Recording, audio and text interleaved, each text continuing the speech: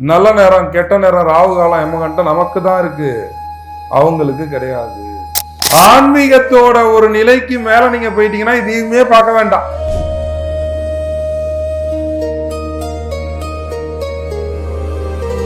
அஷ்டமி பார்க்க வேணாம், நவமி பார்க்க வேணாம், தசமி பார்க்க வேணாம், யமகண்டம் பார்க்க வேணாம், ராகுகாலம் பார்க்க வேணாம். ஆனால் கிரகஸ்த வாழ்க்கையில நம்ம ஒரு விஷயம் பண்றோம்னா பார்க்கணும்.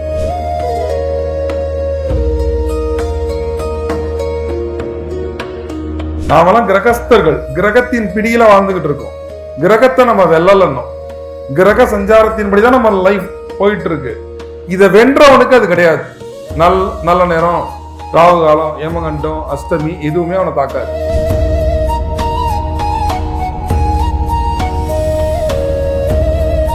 கிரகத்தோட சஞ்சாரத்துல வாழ்ற நம்ம எல்லாருக்கும் தாக்கும். இங்க புரிஞ்சுக்கணும். ஆனா நான் சிவனை கும்பிட போறேன், நான் தியானம் பண்ண போறேன்னா இது என்ன எதுவுமே தாக்காது.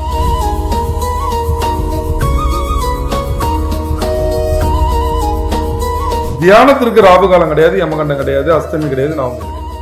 ஆனா ஜபத்திற்கு பூஜைக்கு உண்டு.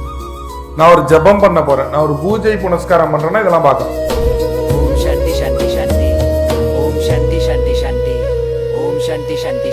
நான் தியானம் பண்ண போறேன், நான் ராகு காலத்துல பண்ணலாம், யமகண்டத்துல உட்காந்து தியானம் பண்ணலாம். தியானத்திற்கு சமம். ஏன்னா தியானம்ங்கிறதே மனதை கடக்கக்கூடிய நிலை.